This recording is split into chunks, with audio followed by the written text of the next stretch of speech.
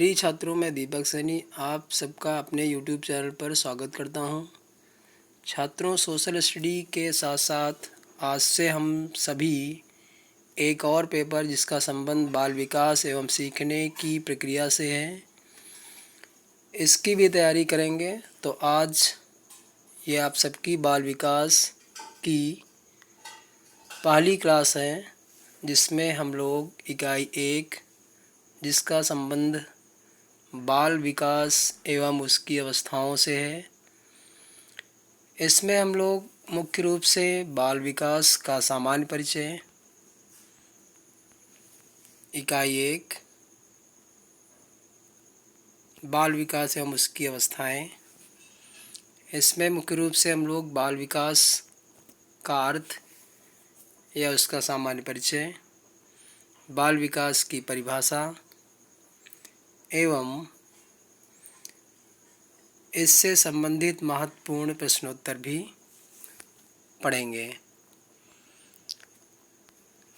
तो छात्रों, यहाँ सबसे पहले हम लोग देखेंगे बाल विकास का अर्थ, बाल विकास से क्या तात्पर्य है, बाल विकास का सामान्य परिचय,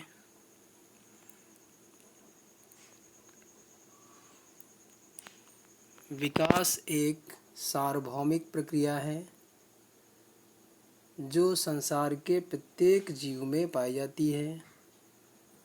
विकास की यह प्रक्रिया गर्भधारण से मृत्यु पर्यंत किसी न किसी रूप में चलती रहती है। अर्थात विकास वह प्रक्रिया है जो गर्भावस्था से लेकर मृत्यु पर्यंत तक चलती रहती है। इसकी गति कभी तीव्र और कभी मंद होती है।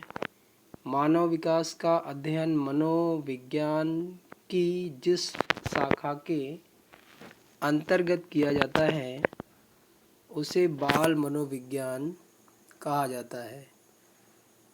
बाल मनोविज्ञान से तात्पर्य है मनोविज्ञान की वह शाखा जिसमें बालकों का अध्ययन किया जाता है। अगला,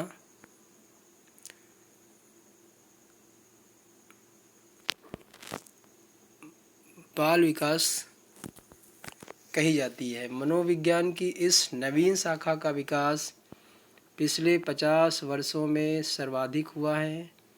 वर्तमान समय में बाल विकास के अध्ययनों में मनोवैज्ञानिकों की रुचि दिन प्रतिदिन बढ़ती जा रही है, क्योंकि इस दिशा में हुए अध्ययनों में ने बालकों के जीवन को सुखी, समृद्धशाली और प्रशंसनीय बनाने में महत्वपूर्ण योगदान दिया है।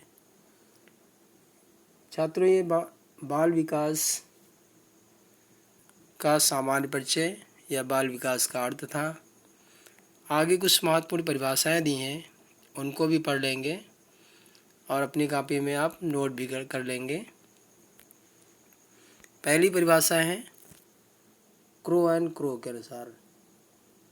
बाल मनोविज्ञान है, मनोवैज्ञानिक हैं क्रो और क्रो। इन्होंने बाल मनोविज्ञान की परिभाषा दी।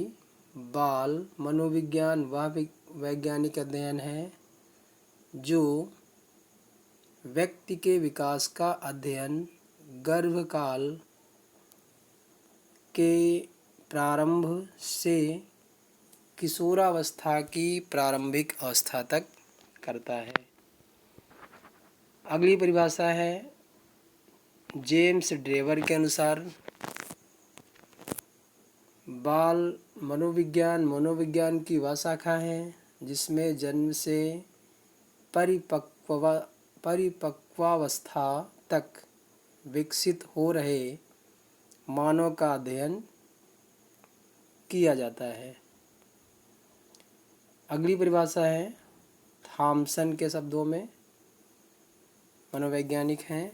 बाल मनोविज्ञान सभी को एक नई दिशा में संकेत करता है यदि उसे उचित रूप में समझा जा सके तथा उसका उचित समय पर उचित ढंग से विकास हो सके तो प्रत्येक बालक एक सफल व्यक्ति बन सकता है। तो ये छात्रों परिभाषाएं थी बाल विकास की। अब इसी चैप्टर से, इसी अध्याय से संबंधित हम लोग विभिन्न महत्वपूर्ण परीक्षा उपयोगी प्रश्नों को भी हल कर लेंगे। तो यहाँ नीचे विभिन्न प्रश्न दिए हैं, बहुविकल्पीय प्रश्न। पहला प्रश्न है, शारीरिक विकास का क्षेत्र है स्नायु मंडल, मांसपेशियों की वृद्धि, हड्डियाँ। तो शारीरिक विकास इन सभी के क्षेत्र में होता है। मांसपेशियाँ वृद्धि होती हैं, हड्डियाँ वृद्धि होती हैं, स्नायु मंडल भी वृद्धि होता है। अगला क्वेश्चन है, निम्न में से अच्छे चरित्र में कौन आता है? तो आप सभी जानते हैं अच्छे चरित्र में सहयोग आता है। सहयोग की भावना जिन बालकों में होती है उन्हें अच्छे चरित्र वाला बालक कहा जाता है। अगला क्वेश्चन है, दो बालकों में समान सामाजिक योग्यताएं नहीं होती हैं, यह कथन है हरलाक का। दो बालकों में समान सामाजिक मानसिक योग्यताएं नहीं होती हैं, अर्थात हर व्यक्ति की मानसिक योग्यता अलग अलग होती है, भिन्न भिन्न होती है। अगला क्वेश्चन है, शैशवावस्था होती है। शैशवावस्था होती है 5 वर्ष तक। अगला क्वेश्चन, शैशवावस्था की विशेषता नहीं है नैतिकता। छोटे बालकों में नैतिकता की भावना नहीं होती है, नैतिकता की योग्यता नहीं होती है। अगला क्वेश्चन है, संवेदना ज्ञान की पहली पीढ़ी है, यह कथन किसका है? संवेदना ज्ञान की पहली पीढ़ी है, यह कथन संबंधित है मानसिक विकास से। अगला क्वेश्चन, किस अवस्था में शारीरिक मानसिक संवेगात्मक परिवर्तन तीव्र होते हैं? तो यहाँ आंसर होगा किशोरावस्था में। बालक बालिकाओं का सर्वाधिक शारीरिक मानसिक और संवेगात्मक परिवर्तन शीघ्र रूप से किस अवस्था में होता है? किशोरावस्था में। अगला क्वेश्चन, बालक के शरीर में होने वाली वृद्धि अर्थात लंबाई वजन को कहते हैं अभिवृद्धि। बालक के शरीर में होने वाली वृद्धि अर्थात लंबाई वजन को कहते हैं अभिवृद्धि। अगला क्वेश्चन, आनुवांशिकता का वाहक होता है जीन्स। आनुवांशिकता के वाहक क्या होते हैं? जीन्स। बालकों को पूर्वजों से प्राप्त गुण को कहा जाता है आनुवांशिकता कहा जाता है। हमें जो पूर्वजों से गुण प्राप्त होते हैं वे क्या कहलाते हैं? आनुवांशिक गुण कहलाते हैं। मानसिक विकास पर वातावरण के प्रभाव के संदर्भ में प्रयोग किए हैं इन सभी ने, कैंडोल महोदय ने, फ्रीमैन महोदय ने तथा गॉर्डन महोदय ने। अगला क्वेश्चन, बाल विकास के अध्ययन किया जाता है इन सभी चीज़ों का, शारीरिक विकास का, मानसिक विकास का, संवेगात्मक विकास का। आंसर सही होगा इन सभी में। अगला, बाल मनोविज्ञान वह वैज्ञानिक अध्ययन है जो व्यक्ति के विकास का अध्ययन गर्भकाल के प्रारंभ किशोरावस्था की प्रारंभिक अवस्था तक करता है, यह कथन है क्रो एंड क्रो का। अगला क्वेश्चन, जन्म के समय बालक की हड्डियों की संख्या होती है 270 होती है। शैशवावस्था में प्रबल होती है जिज्ञासा। छोटे बच्चों में विभिन्न बातों के लिए जिज्ञासा प्रबल होती है, विभिन्न बातें जानने के लिए। आत्म प्रेम की भावना किस अवस्था में प्रबल होती है? तो इसका भी आंसर होगा शैशवावस्था। शैशवावस्था में बालकों में आत्म प्रेम की भावना सबसे ज़्यादा प्रबल होती है। शैशवावस्था की मुख्य विशेषता है ये सभी शारीरिक विकास में तीव्रता, मानसिक विकास में तीव्रता, दूसरों पर निर्भरता। छोटा बालक दूसरों पर निर्भर होता है। इस समय बालक की मानसिक विकास में तीव्रता होती है, यानी बालक का मानसिक विकास सबसे तीव्र गति से हो रहा होता है तथा शारीरिक विकास भी सबसे तीव्र गति से होता है। अगला क्वेश्चन है, बाल मनोविज्ञान मनोविज्ञान की वह शाखा है जिसमें जन्म से परिपक्वता तक विकसित हो रहे मानव का अध्ययन किया जाता है। यह कथन है जेम्स ड्रेवर का। अगला क्वेश्चन, 20वीं शताब्दी को बालक की शताब्दी कहा जाता है। यह कथन किसका है? क्रो एंड क्रो का। अगला क्वेश्चन, निम्नलिखित में से किसको बालक की प्रथम पाठशाला कहा गया है? तो यहाँ आंसर होगा परिवार को। परिवार बालक की प्रथम पाठशाला होती है।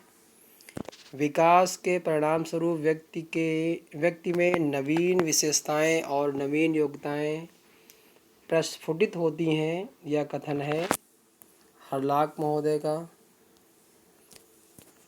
अगला क्वेश्चन है, बाल मनोविज्ञान की वह शाखा है जिसमें जन्म से परिपक्वावस्था तक विकसित हो रहे मनुष्य का अध्ययन किया जाता है। यह कथन है ड्रेवर महोदय का। अगला क्वेश्चन, आज बाल विकास मुख्यतः बालक के रूप में व्यवहार, रुचियों, लक्ष्यों में होने वाले विशिष्ट परिवर्तनों की खोज पर बल दिया जाता है। यह कथन है हरलाक महोदय का। अगला क्वेश्चन, मैकडूगल ने अनेक अध्ययन किस पर किए? मैकडूगल महोदय ने अनेक अपने अध्ययन किस पर किए? चूहों पर किए। अगला क्वेश्चन, आनुवांशिकता के अंतर्गत उन सभी तत्वों का समावेश है जो व्यक्ति के भीतर गर्भाधान के समय विद्यमान होते हैं। आंसर होगा वुडवर्थ का कथन है। प्रेरणा सामान्य क्रियाकलापों का प्रभाव है जो व्यक्ति के व्यवहार में एक उचित मार्ग पर हो जाती है। यह कथन किसका है? गुड महोदय का है। अगला क्वेश्चन, निम्नलिखित में से कौन सा परीक्षण बुद्धि का मापन करता है? तो आंसर होगा TAT परीक्षण।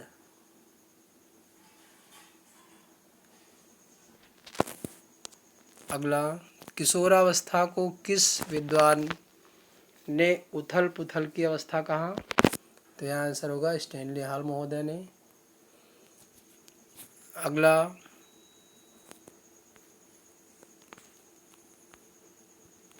बाल्यावस्था को जीवन का अनोखा काल कहा जाता है क्योंकि इसमें अनेक परिवर्तन आते हैं।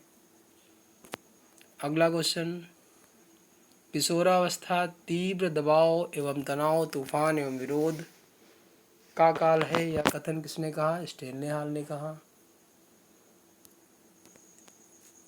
निम्नलिखित में से कौन सी ग्रंथि बालक की हड्डियों के विकास में सहायक होती है? आंसर होगा पिट्यूटरी ग्रंथि।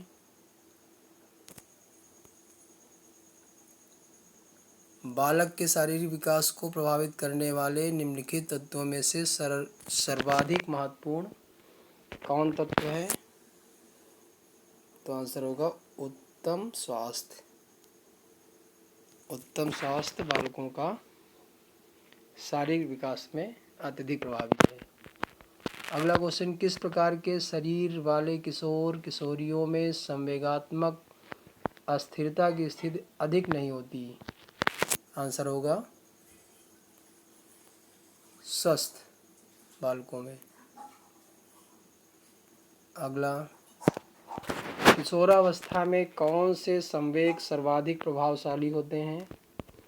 आंसर होगा सुख दुख।